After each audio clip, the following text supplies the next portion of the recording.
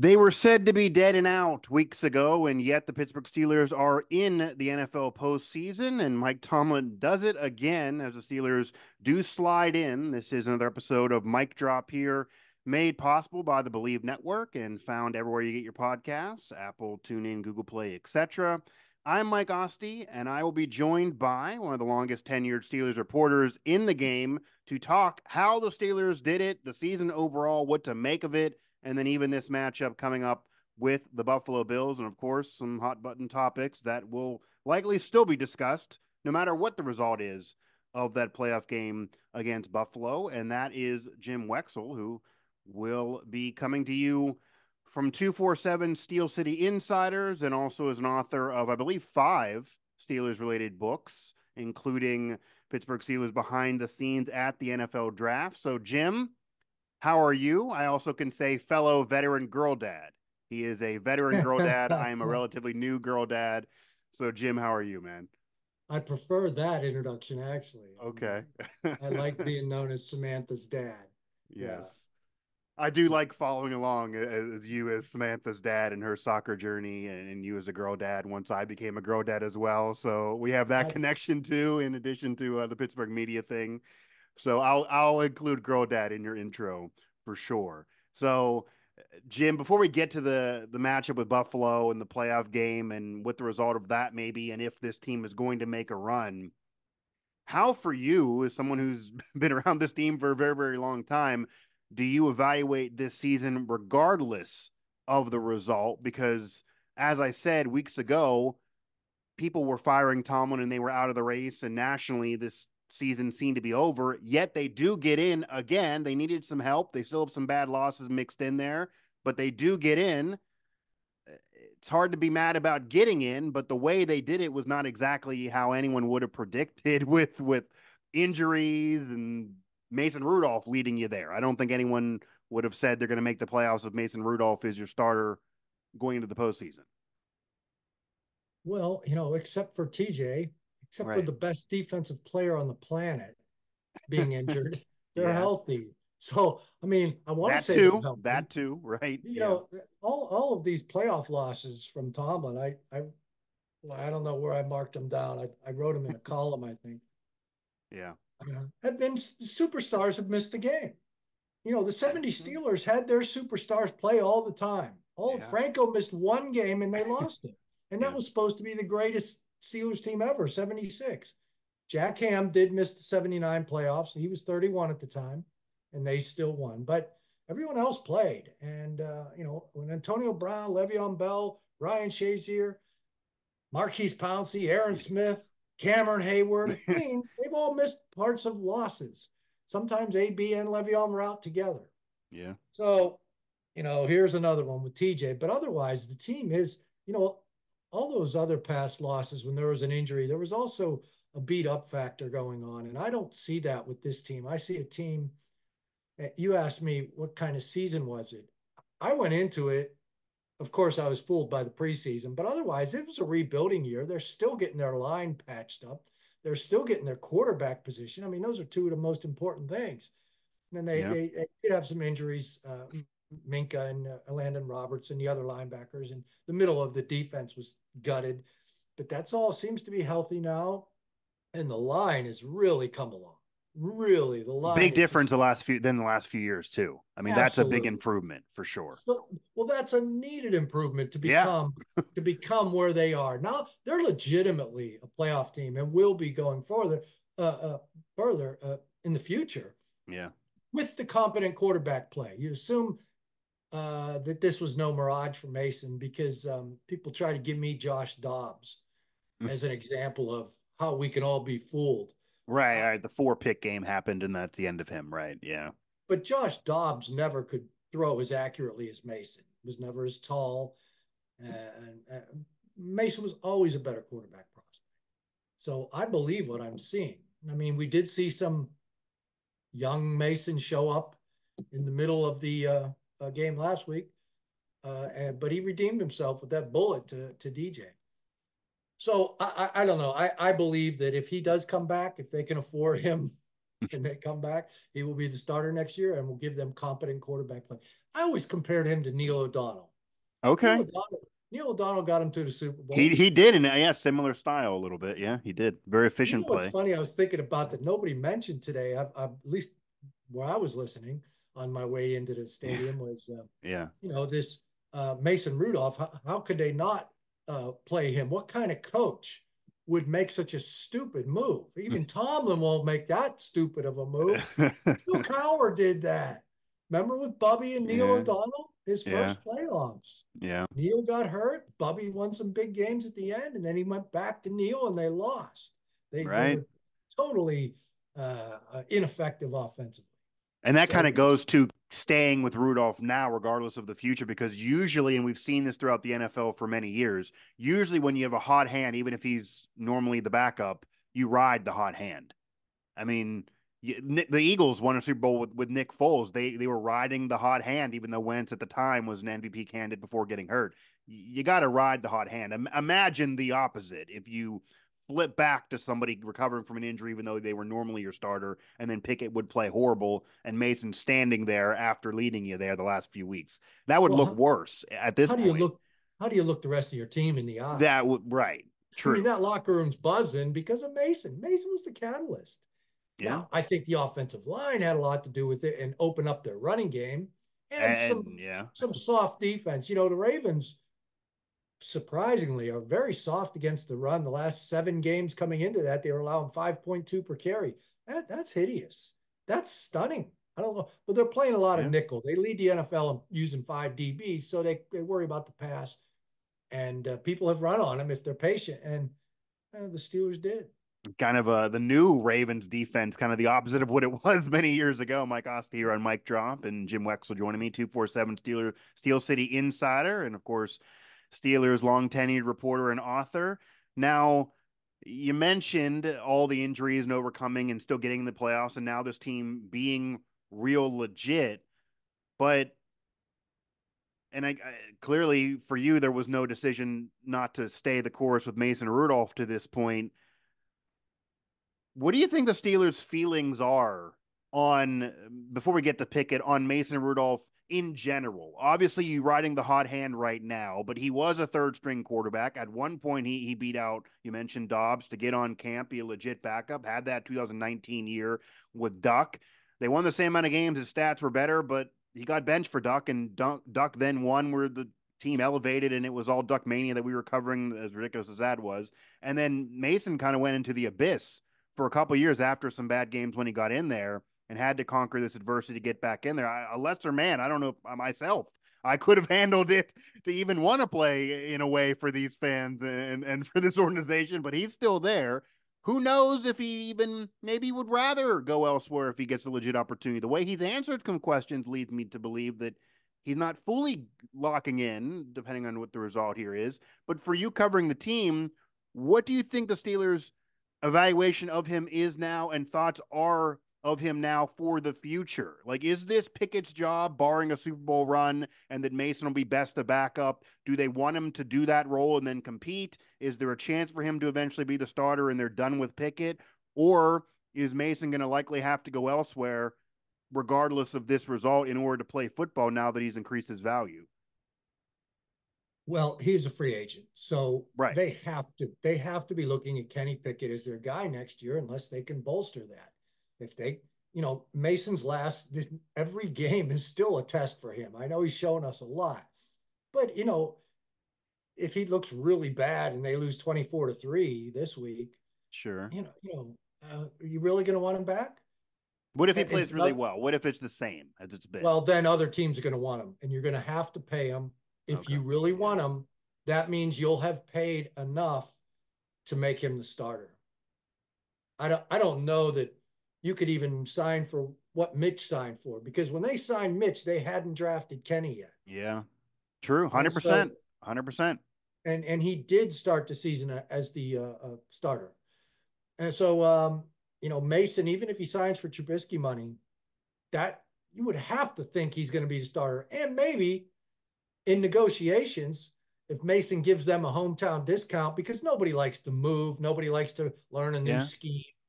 So it'd be easier for him. I mean, he's very well accepted by the teammates. Yeah, and the scheme could be a thing. I mean, he's learned this scheme, but having to learn a new scheme doesn't guarantee success. Well, then again, I think they're all going to have to learn a new scheme Well, next. yeah. Hopefully. True, true, true. I'd imagine they're going to cater it to who's on the roster this time, but Sure. true. So to even get the hometown discount, they may have to say, you're going to be the starter, Mason. Come back, you'll be the starter.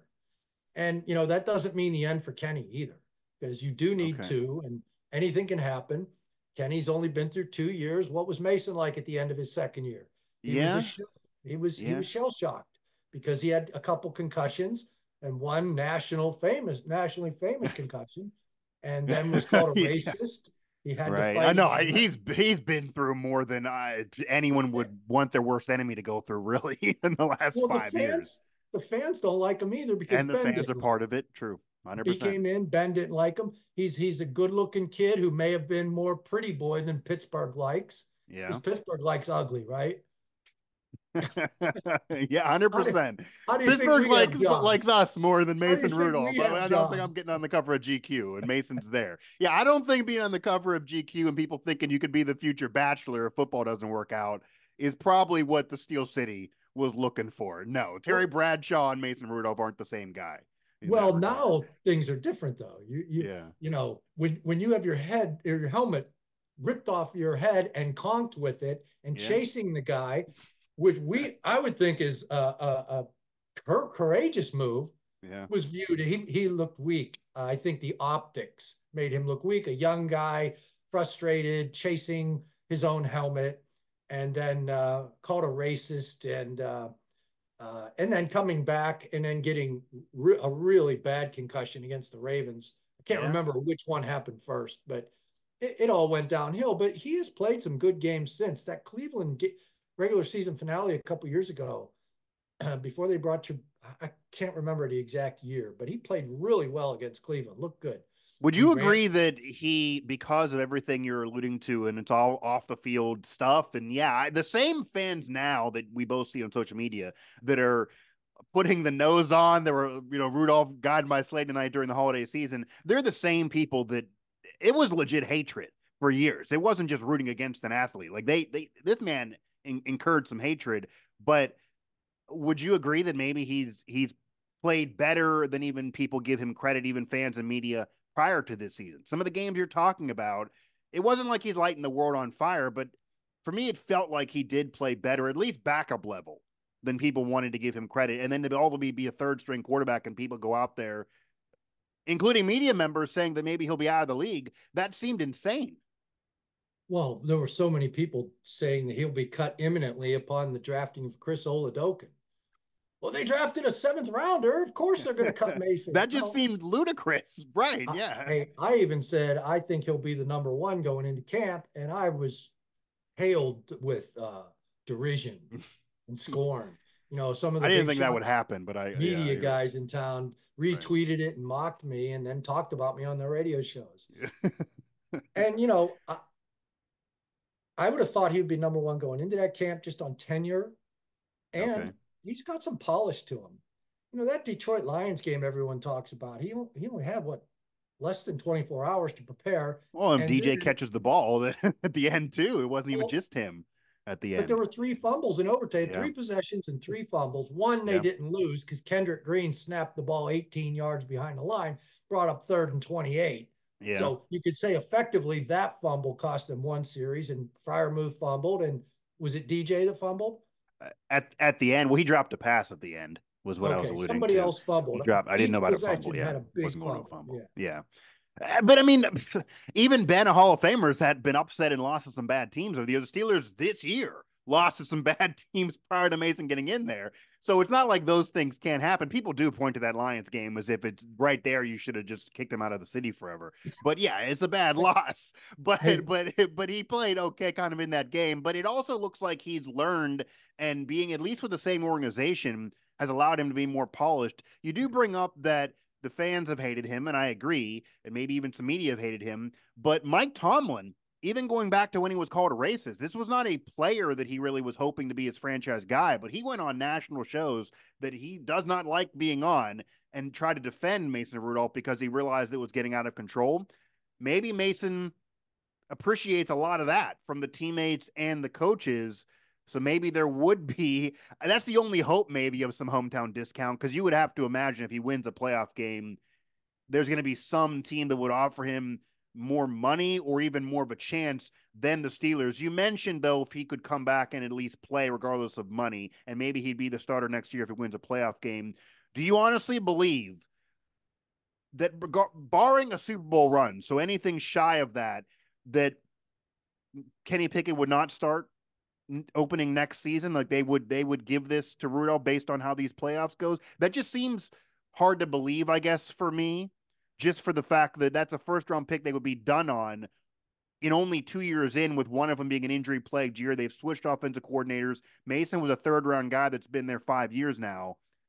To be done on Pickett when they were the only team to take a first round quarterback that year, it feels kind of like you would be done on him as your franchise guy if he gets hurt, somebody comes in, wins 3 games, wins a playoff game, and all of a sudden is your number one starter without even a competition. Seems hard to believe. Do you think that's actually a reality that could occur? Well, maybe they won't pay Mason enough money to Yeah, maybe he wouldn't be entrench back. him as a starter. Maybe Right. they'll just say, you know what, that's too much. We already have to deal with Trubisky's salary. We have him under contract, and we have Right. Kenny. And Kenny wasn't all that bad. The same people who hated Mason, they're the ones now hating Pickett. And it's only Yeah, his that's second year, flipped too. and things happen, and quarterbacks get hurt, and people reemerge. And Kenny's having a bad year all the way around, every facet of his life, it seems. It's a Yeah. tough year for the kid. Sophomore jinx, we've heard of that before. So it's not a great year, but he hasn't really. What was his record? Was like 7-2 in games he started and finished. Yeah, people point to that was when the defense was kind of creating turnovers and playing a little bit more out of There their was mind some, than they yeah, were at the end. So it wasn't like he some. was the Well, leader he of was the still. wins, is what the Well, he criticism was is. showing fourth quarter, At the the end, he clutch did, yes. gene. So Yeah. that's a huge part of quarterbacking, Yeah. and he showed that. We'll take that and build from there. Yeah. And the rest, I think there was a lot made about his added muscle in the offseason. Maybe he added muscle and didn't do it with an eye towards throwing as accurately as he did the year before. So maybe the physiology was messed up. Is he So maybe overcompensating for the small hands? Is that? no, but I I'm mean, just just he joking. needed to be Yeah. bigger because he Right. takes he Right. takes a beating, and he's injured again this year. So Yeah. when he adds muscle next year, there are different trainers that he may want to talk to. Somebody was there were a couple guys that Josh, the Eagles quarterback, Yeah. Jalen Yeah. Hurts. Yeah. Jalen Hurts. Yeah. He apparently has a famous trainer. I don't know who else he trained, somebody else, but Jalen Hurts made great strides with this guy. So Okay. that's one aspect. But At least last season, Jalen Hurts has struggled a little bit this year, yeah, but true. But yeah, well, yeah, I'm not trying to get a trainer fired, but I know that has certainly been an issue for Pickett, because even if going back to college, he had injuries, he had hiccups he had to deal with. He wasn't really great until his Heisman campaign, his final year. It took him a while to learn the system and get up there. And then he got Whipple and it clicked. But he also had the Blitnikoff winner as a wide receiver. It's a totally different game now.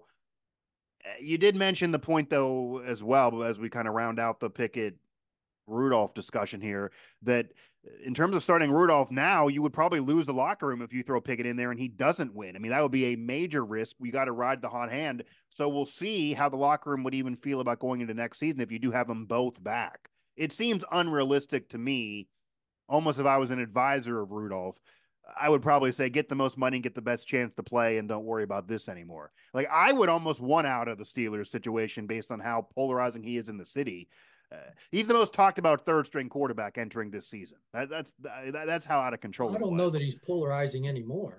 I mean, Maybe he's now playing he's well. liked, but that could flip on a He, dime, as you know, if he has a bad playoff game, despite right. how he's played to this point. So, and it almost seems like, even though now it's impossible to criticize him, it almost seems like there's still a hesitation amongst certainly some fans that previously disliked him to really be excited about him. Like I just wonder if he's the guy lifting the Lombardi Trophy. If that excitement would be there, we will see. But the Pickett situation has been more polarized than ever before, and it's kind of why, admittedly, uh, I wasn't thrilled about the draft pick in the first place. Not because I didn't believe in Pickett. He's a great kid, covered him in college. I think he could maybe be something, even though he hasn't shown it yet. But I knew what it would do to this market. We just cannot handle it. Separate from the whole college divide of, there's just people that aren't fair to him in the first place, and then there's others that almost want him to fail, and then you get this scenario now with Rudolph. It's a perfect storm to be more polarizing in this coming off season. Well, if Mason does move on and Kenny's number one, but they would have to add a quarterback in the draft, I would 100%. think. They're not going 100%. to go buy one. Kirk Right. Cousins costs way too much. Russell Wilson, way too much. That's just recycled garbage for the most part and expensive. And hey, quarterbacks are expensive. Look at their last draft. Their philosophy going into that draft, I was talking to somebody before the draft. Their philosophy was sign free agents at the inexpensive positions, draft at the expensive positions, left tackle, cornerback, defensive line, and quarterback falls right into that. And Yeah. it's a good crop of quarterbacks. One's playing tonight. Well, two are playing Yeah. tonight that have been Sure. linked to the Steelers. Yeah, But I national like championship game in Penix. terms of McCarthy and Penix, 100%. Yeah, and that's usually the system. That was the early days of the Chiefs dynasty in the beginning of it.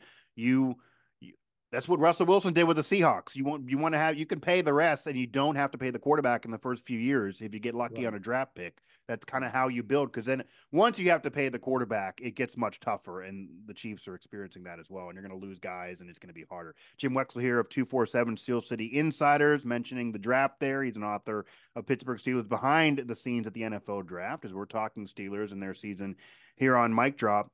Now, you mentioned the rest of the team, and outside of the quarterback decision, because there's going to be one, regardless of how this season concludes in terms of the postseason, and it's going to be talked about. It's going to be polarizing. That's just how it is, covering the Pittsburgh Steelers in this market, and it's just more when you have a Pitt quarterback that now lost his job potentially to Mason Rudolph, a former third stringer. So it'll be interesting to say the least. But Najee Harris was able to emerge a little bit as the offensive line got better towards the end of the season. What do you think the Steelers' mentality right now is before we get to the postseason game going into the draft? They may need to go quarterback for sure. There certainly are positions, even center has been brought up. I cover West Virginia professionally, and Zach Frazier's dangling out there. He would fit right in. It would be kind of interesting if you had WVU and Pitt working together, center and quarterback, but he would fit right in. A very mature, very intelligent player. His last play, he risked an injury to get off the field because he knew it would be a runoff. They ended up winning that game. I think he would be a perfect fit that Steeler fans would love in the city, and he's from the region in terms of college. Is it that? Is there anything on defense that they always potentially can do? What are your thoughts for this offseason, regardless of how this postseason finishes for the Steelers and how they build for the future? You just find great value where you can. They need another corner. I mean, you're going to go in free agency and buy a cheap corner. Good luck doing that. Yeah. Maybe you can get Artie Burns back. You know, Yeah. Tomlin was talking about how good he's playing. So, before they Well, played Seattle. true. So, hey, you don't like him that much, do you, Mike?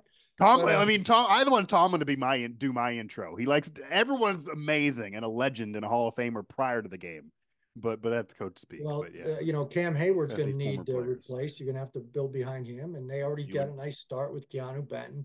you A would couple figure. other young linemen are decent, but they still need another stud there. Um, Inside linebacker is always a possibility, but man, they finally found some this year, even though they all got hurt.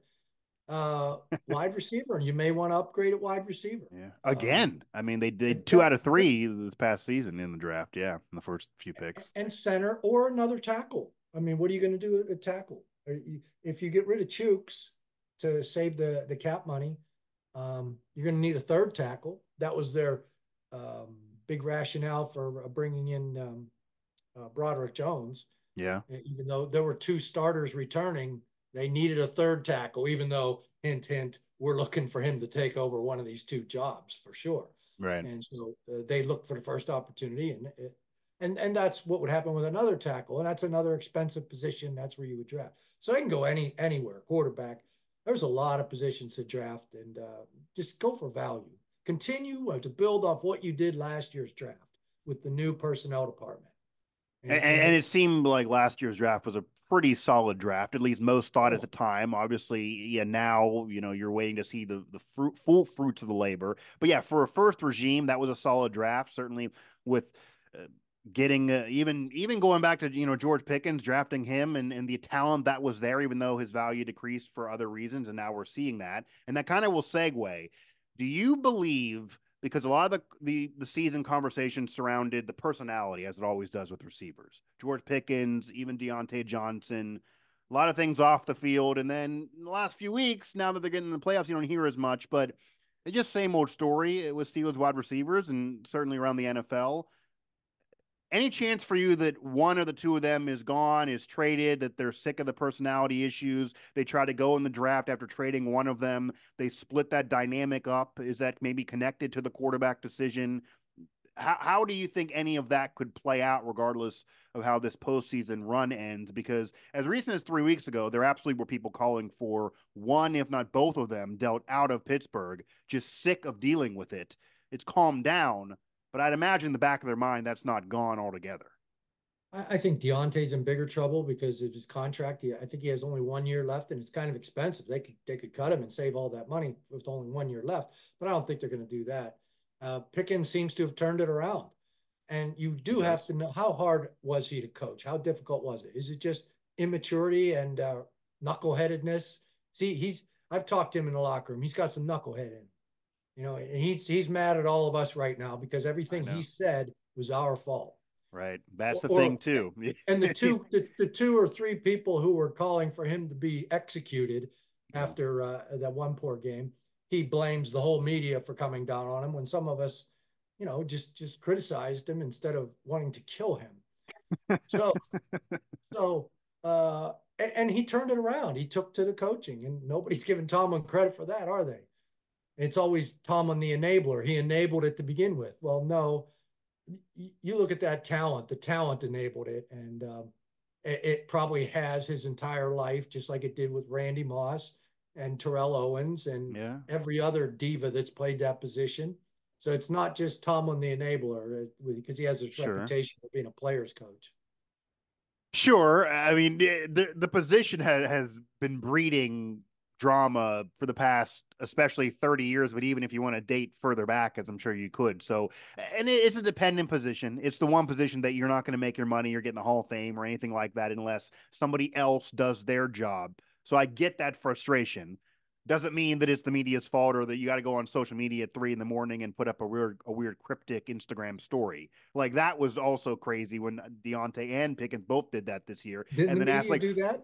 yeah, like why are you bringing this up? It's like, well, why did you do this at 3 in the morning? I'm sleeping. I don't know what. Apparently, neither one of you guys are, but I'm trying to get some sleep. My baby's sleeping. I don't need to cover 3 in the morning Instagram. So that those things I'd imagine, and there's just been Plesko burst to now, and obviously the AB drama. Like it's just, I think that's why Steeler fans almost have PTSD from up receiver, up drama. Okay, you drafted him when there was maybe consideration from other teams that there was too much personality there, and then we're seeing it now. But it's hard. You got to get the guy back, and you can replace a wide receiver, but it is hard to give up. I would imagine DJ would be the guy, and that it's just hard to give up on Pickens with so much. Feels like untapped talent still there. As good as he's been to this point, there's still a lot more to get.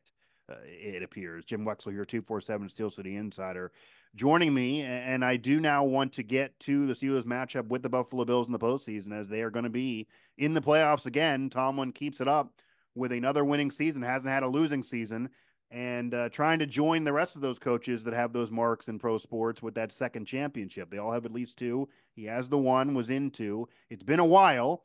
Fans do want playoff wins. They haven't seen much of them in the last decade, despite winning and getting this team in the postseason and overcoming a lot of different things. So clearly, we're past the conversation of if he's going to be fired or not. There's just no way. They don't fire coaches, and now you're in the postseason, so he's kind of resurrected that discussion. But what do you think of this matchup with the Bills? Is it a favorable matchup? What do you think's going to be the result? of this game? What kind of Josh Allen do you think we're even going to see based on what the Steelers do? Because there's two different versions, and depending on which version you see, might be depending on who wins this game. Well, the Bills are a class team. I know they've struggled this year and they played poorly at Miami and still found a way to win. Yeah. Josh Allen plays a lot better at home, and the Steelers will be coming into a madhouse. But it's also a madhouse that has seen great choke jobs forever. That can overcome and paralyze a stadium too. If they see Mason Rudolph moving the team and Najee Harris and Jalen Warren running the ball, um, Joey Porter Jr. put him on Diggs, put Minka on the tight end, and hope for Josh Allen to start making the Josh Allen mistakes he's been making this year. It's going to be a difficult assignment, but I really see a rugged Pittsburgh team. They're going to be an underdog. This isn't like other playoffs where they've been a couple point favorites. A lot has been expected. You're an underdog. What, 10-point underdogs? Yeah, nine Man, and a half, something like that. Yeah. you can play loose. I got 10 today. Okay. You can play loose. I mean, you can have some swagger as an underdog, especially with how physically you've been playing. Yeah, I mean, there's almost some house money too. There's a lot more pressure on the Bills. You have the Yeah. franchise quarterback, the Steelers are still trying to figure out who that is, regardless of this playoffs. They have the guy, and you're into the career, and you want to be vying for MVPs in a playoff run, and they've never won a Super Bowl in their franchise history. Didn't get one with them. The other one they had decades ago. They haven't had one since, really. So a lot more pressure on them to do this and not drop out early after overcoming a rough start. The Steelers, you could argue, are playing with house money, but as you know, the fans will still want the playoff win. It doesn't appear TJ is going to play in this game. Is there any chance for you? Because I have seen some people try to throw out there, oh, well, wouldn't be shocked if Tomlin drops this the day before game day and they try to keep it under wraps. There's no chance of that, though. Oh, he'll probably come out tomorrow and keep the light on for him, but Yeah, keep the light on. Right. They're that's going to his have that way of comment. saying he's doubtful. Right. And I'm pretty sure he's doubtful and won't play. I mean, his brother That's is saying it's a several week long injury. This is only going to be another, 1 week in. I cannot Yeah, he'll have imagine to it. admit 2 weeks. He can. What did JJ say? The best, absolute 2 to 3, best, is I that he think he can play said. the second game Okay. with Yeah. a brace, and that's the absolute best. Right. And I'm sure So he would try to do that, but like that would not have him play this game. right. Yeah, yeah. I mean, he's And gonna I keep the mean, light on for him though. Yeah. they have decent depth, and otherwise they're healthy. Minka's coming back. Casey's back. Casey entertained us today. He's half crazy. I mean, if you What talk to what what Casey, what came out of the media session today then? And it sounds like some things came out of it. I didn't see Casey, too much covered out there. I wasn't there. well, Casey, Miles Jack, Eric Rowe. I talked to some really interesting guys. Nick Herbig, Marcus Golden didn't show up. This is a guy Okay. that's always the only one in the locker room, but you usually don't want to talk to him. He's the nicest guy. Yeah. And so we all wanted to talk to him today. He never stepped foot in there. Nothing really happened. Okay. Yeah. Just, It didn't just seem like there was that much of a conversation from the locker room, but just hearing what you're well, saying here on this show. Casey thinks it was unfair and he's not going to change his game. But I asked him if he was outraged, and he said, "I wasn't Okay. outraged." Okay. So Yeah. he should have been. But so he's Yeah. back. And Eric Rowe, was really showed a lot. He can be the third safety. They love those three safety packages. So that's a big boost back there, those three guys. And you still have Patrick Peterson. He can go play corner now. I'm I not was sure going to what ask if you think that's the type of thing that, yeah, because Patrick Peterson probably. brought in to kind of be a leader. If you think that's going to end up happening, I mean, to stabilize back there. Yeah, I don't know Easier if it's said going than to be done to keep difficult. flip flopping where you put him, but Right. I don't know if that's going to be difficult for him, but I don't think so.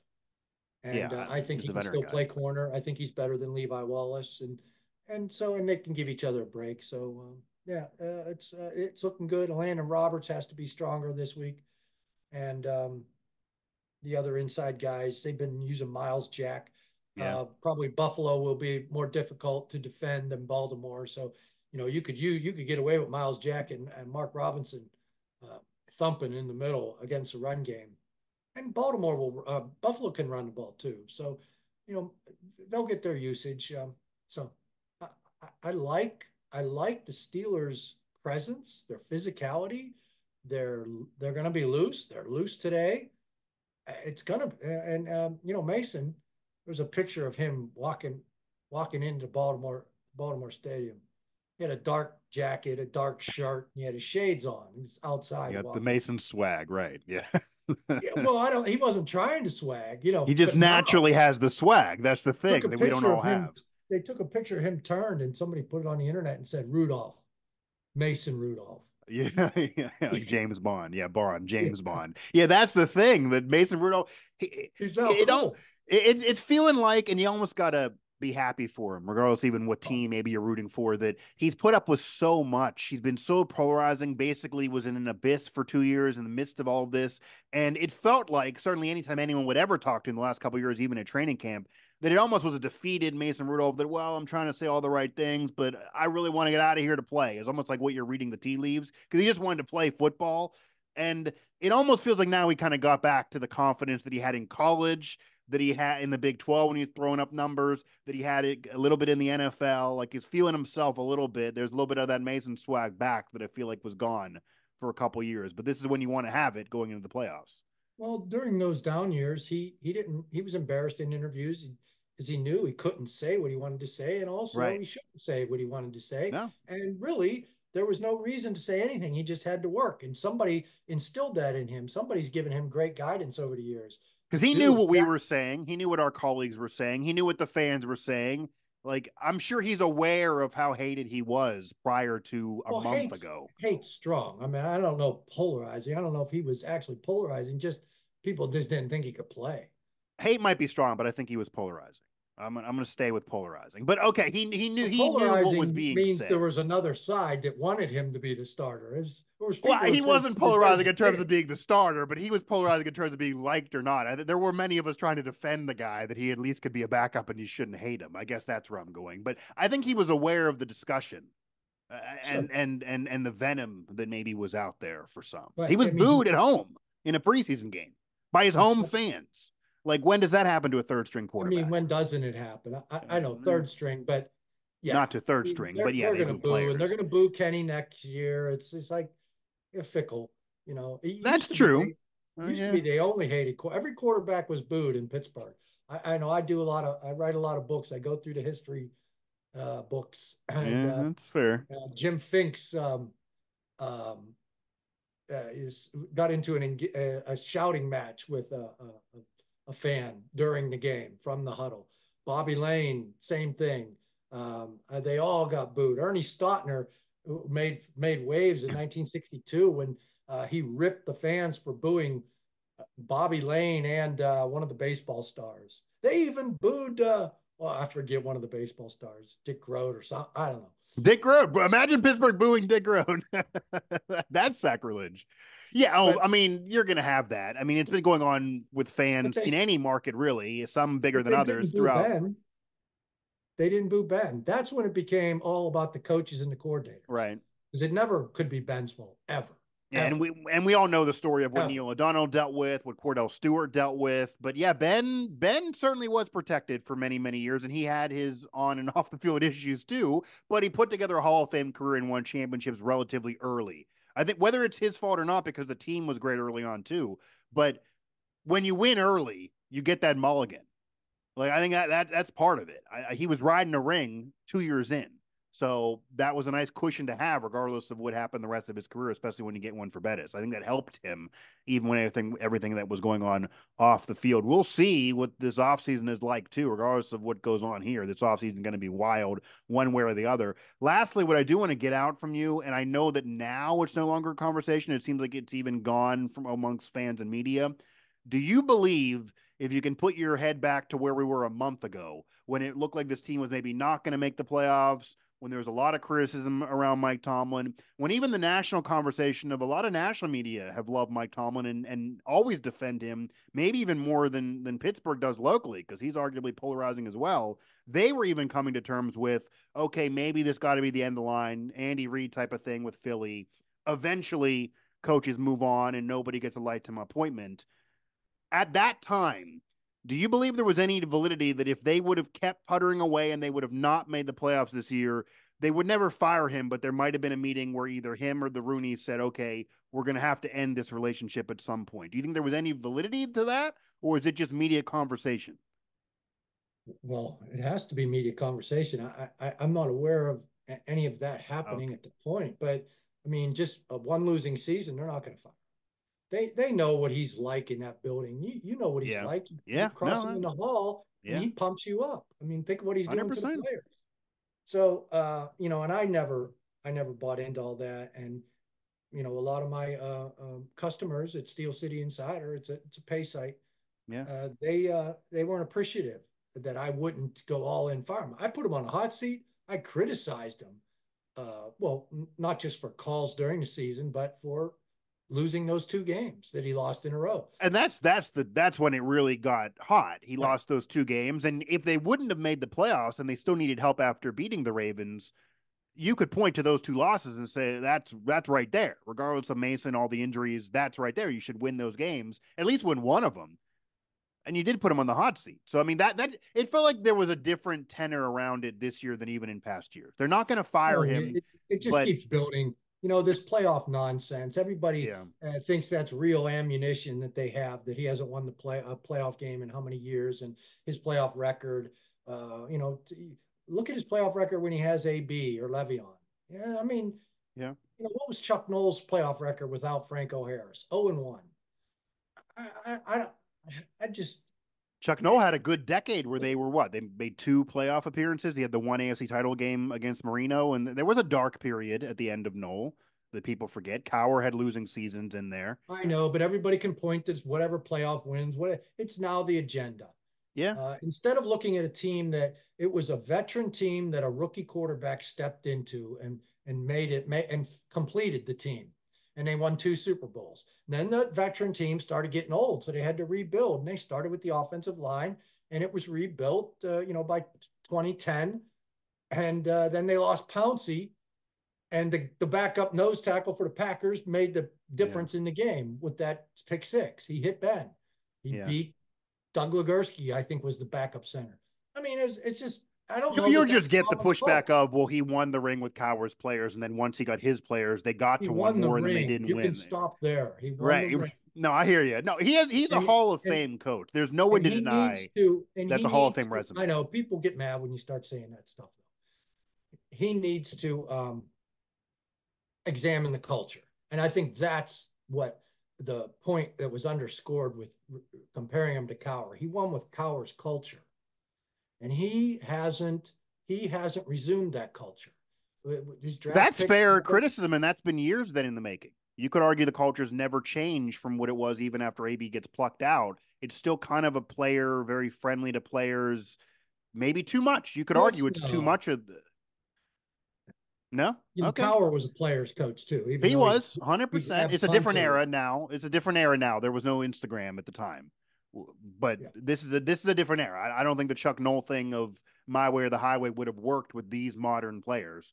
But right. we will see. It's a completely different era to what you're relating to now. But you could argue that Tomlin's not fixed the culture, but they are still now back in the postseason. So even if you Well, think you the can culture argue that, sucks, that they're in the last year's postseason. draft fixed the culture. I mean, it doesn't take Could all that maybe argue much. that. And drafting 24th and 28th every year, you're not going to get TJ Watt with the 30th pick every draft.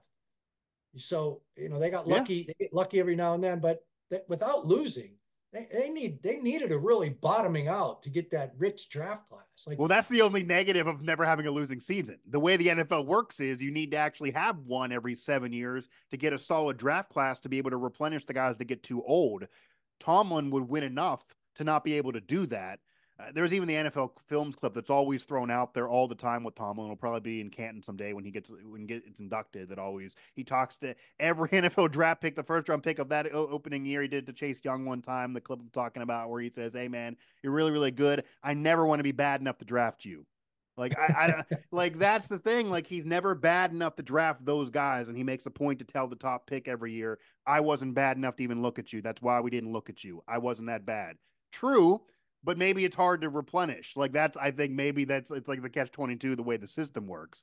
But no, yeah, they're but never going to look fire or at remove them. But it was a different conversation. I felt like the national media got well, more people can involved have their different than the conversation. That's what past. people But do on the internet now. Right. And the Steelers were not going to fire him after one No. losing season in 17, especially the respect he commands in the building. You don't think there was anything that ever there would, if this did end poorly, or even next year they somehow win 4 games off a decision he makes, they're never going to fire him. But would there ever be a conversation of, Mike, are you still in this, and maybe you want to walk away, or like Andy Reid I was don't know that fired, but they're they're, never going to fire him. well, I could see if the tenure ends, it's not going to be a legit firing. I mean, that was how Andy Reid left, but like Belichick now, it's probably not going to be a fire. And maybe it'll be a firing, but maybe they'll let him just be quote unquote, we're mutually parting ways. That could exist. But A trade, yeah, value, there value. could be something to that. Yeah, and you think Tomlin's still in this? Then he's still even at that time he's still fully like being around him. You don't think he was getting sick of it? Regardless of that time, look at what the team's become. It's fulfilling his vision, and Najee Harris is That's a big true. part of that. Yeah, This offensive line is finally clicking, allowing Najee, who lacks vision and hitting the hole quickly. He's hitting it more quickly now, and he seems to be hitting a lot of the right ones. he's I think healthier. there's some ridiculous play calling going on with tosses wide to him, but Yeah, um, it looks like Mike's vision of attrition offense is close to being there at hand. He's got the deep threats, and they're going to open up that running game. And the offensive line is playing so well. Some of the trap blocking you're watching, the old power stuff is coming back. It's really fun to watch now. So I just think whatever everyone was feeling a month ago was no, that's silly fair. now, because look at them now. They're fulfilling his vision of football, and Najee Harris is a big part of it. Najee's probably the tip of the spear of his vision because he was a first round draft pick. And then this year, everybody, especially me, wanted Jalen Warren to replace him as the starter. And Najee hung tough. He's a hard worker. I'll admit I didn't. I publicly didn't even want the Seals to draft Najee in the first place, and it Well, wasn't that exactly. Najee. It wasn't even that Najee sucked. It was the Exactly. offensive line was so bad, and it's a running back that you get like 3 or 4 years with, and that's it. It's a But look at gigantic risk. it all But coming together. You now can the O finally line is performing and it's coming together, and he's healthy. We'll see if he ends up being able to continue on for another 3 or 4 years with the Steelers while this offensive line progresses, though, because that's the issue of the second deal, which is why maybe you don't draft a running back. But now we're seeing some fruits of that labor. But sure, yeah, Najee Harris is almost the underrated card that's also been kind of polarizing. Nope, a lot of media did not want them to draft him. The fans liked the draft pick, and then it was not working for multiple years until recently. And then Warren made it more complicated because he's a undrafted free agent that was getting it done. As we round things out here, Jim, and I definitely appreciate the time for sure. Do you have a pick for this playoff game? Well, You think they're going to do it? I took the Steelers plus a 10 today, and I teased them. I got plus 16. So, Okay, I mean, they could win. they could For me to win. call it out, I do a handicapping process. I break down the numbers, and I haven't done Those that yet. points are interesting, though. I think I like those points. Certainly, a playoff game, the Bills usually don't blow teams out. I mean, if it's really 10, but The Steelers they're going into the Baltimore game in their last five. They had allowed 4.3 per carry and 12.1 per completion. And those are pretty ugly numbers, especially considering the competition level they were playing. That right, includes the Arizona, New England, Indy games. yeah, So their last five, I mean, they look a lot better than their numbers sure. showed me going into Baltimore, but they did a good job on Baltimore. I know it was backups. And Vegas, Vegas knows more than I do. I mean, my old my Vegas has been wrong before. I cover college my football. old Vegas theory is missed that half the time this past season, but yeah, if they you could have to, miss. if you look at a line and say, why are they getting 10 points? Then go Yeah, with that. Go with it. Go with the right, Bills. right. But I couldn't. I just saw 10 points. I said, you're kidding me. Yeah, it seems like a lot for a playoff game. The way these teams are playing now, the rosters, maybe health is a thing. We'll see what Josh Allen. Josh Allen was both good and bad, and they still beat Miami. So you could get both of those Josh Allens in the middle of the same game. It'll be an interesting matchup to say the least, and then we'll see where the Steelers can go if they do somehow get out of that. But all the pressure's on the Bills. All the pressure's on the Bills. They got to win that game, or they really got to scratch their head on what their future is. Jim, I appreciate the time for sure. I will keep learning the media game from you and also learning the girl dad game from you. So I appreciate the Need time. any help with that? I know times will change quickly, but Yeah. I'm sure you'd love to see her get into sports and win state championships and get a college scholarship like my daughter did. That's the bar that's being set right now. That's the bar. We got to get walking and running first. She's dealing with PT to try to get moving. Yeah. She's a preemie, but Well, you know, my daughter, she was trying to get, they were trying to talk her out of playing high school ball. The club, local club, oh, is okay. better for recruiting to not play high school ball. And I told her, I said, I want you to play high school ball. She goes, why? I said, how else am I going to get famous unless you win a state championship? Especially in She this always liked area it. where we actually care about high school sports. Yeah, yeah, for sure. Yeah, but I mean that's interesting. Certain sports like basketball, the AAU route, they try to move you over that in that area. But we'll Yeah. see if my daughter can keep up and reach that bar. I got a high ceiling if I'm going to be looking at a state What's champion the athlete. But what's the school district? we are in we're in the South Hills. We're in Chartiers Valley here. Is where Okay. she is. Yeah, I don't know where we're going to be at the time. I mean, we got many years to go until we're dealing with that. I don't know if this is the forever home, but that's currently where we are in the South Hills. Where was your daughter again? Norwin.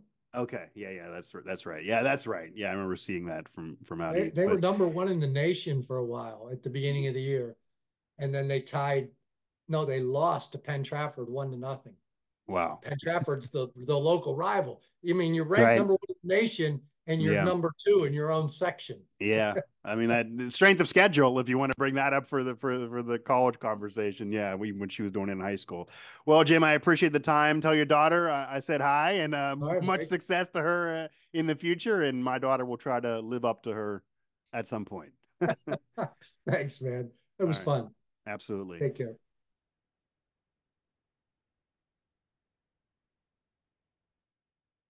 Jim Wexell of 247 Steel City Insider. Great conversation. He can talk 30, 40 years ago. He can talk being a girl dad. He can talk the current game. Love talking with him. One of the nicest guys to me. I know that maybe not everyone agrees, but him and I have always got along in terms of our interactions in the media circuits. I've always appreciated Jim being nice to me, being kind to me, doing things like this with me, and I take you for how you are to me. So maybe we're polarizing, Jim and I. So it's great to finally do this show and get together here and talk some Steelers ball. And a lot of what we talked about, well, it's either going to be found out in the offseason when they decide or figure out or get forced upon who's going to be that quarterback for the future. Maybe they draft, maybe it's still Pickett, maybe it's Mason Rudolph, although I probably think he's elsewhere. Can they get healthy? How much longer is Najee around? Can this offensive line do it again? Who's going to be the main OC moving forward? Tomlin's going to clearly stay there, though, so that conversation's gone. And then what's the future like? But the here and now, it's still the Mason Rudolph show. You ride the hot hand. You're trying to get healthier. You're facing a team with tons of pressure that's also really, really good. It's not going to be easy in their place. It's a tough place to play. And then you win that. You got a further road to go. But we've seen Nick Foles win a Super Bowl. No one would have thought that. That was a replacement coming in and getting it done. So crazier things can happen and have happened throughout the history of sports, throughout the history of the NFL, and even recent memory, even though Jim can go further back. So we will see. 10 points is interesting to say the least. Jim will certainly be there covering it, and maybe we'll talk to him after that game and moving forward if the Steelers are either still in the postseason or when we get to the offseason that undoubtedly, whether Jim wants to use the word polarizing or not, I will say it, fans and media alike, make it polarizing in the conversation around Tomlin, Rudolph, Pickett, Najee Harris, the Steelers in general, usually always polarizing. But if you don't want to say polarizing, it's interesting to say the very, very least, and how intriguing it'll be, and the intriguing nature will certainly continue on throughout yet another very important offseason for the future of the Pittsburgh Steelers. But right now, they are in the postseason. So we will see how their season ends as they right now again are in the playoffs, and that's not something that I think anybody would have expected coming off of those losses. And when the Tomlin conversation was rearing its ugly head and was on fire, and I'll say it, and I said it, and I still stand by what I said at that time, that you use the Andy Reid example. I thought no coach gets a lifetime appointment. You could part ways. It wouldn't be a firing, as Jim said, but you could find something in there, whether you trade a coach that's happened before, or you just both maybe want to part ways. At some point, it gets stale, and even one losing season probably wouldn't have made that the decision the Steelers would have made. I didn't ever thought they would have done it. I maybe would have done it at that point just because eventually you turn a page. No one's anywhere forever. I mean, I can go to legendary coaches that won multiple championships at places that were ousted. So those things can happen, and the Steelers never did that, but this is a different era now. I maybe would have, but I would have been proven wrong because Tomlin has them back in the postseason nonetheless, and that conversation is clearly over. But thanks again to Jim Wexell of 247 Steel City Insider. You can also go get any of his 5 books where he covers the Steelers and their history, including Pittsburgh Steelers behind the scenes at the NFL draft most recently. And you can also check out this podcast, subscribe everywhere you get your podcasts, of course, on Apple, Google Play, TuneIn, etc. And of course, you can find Mic Drop on the Believe Network platform as well.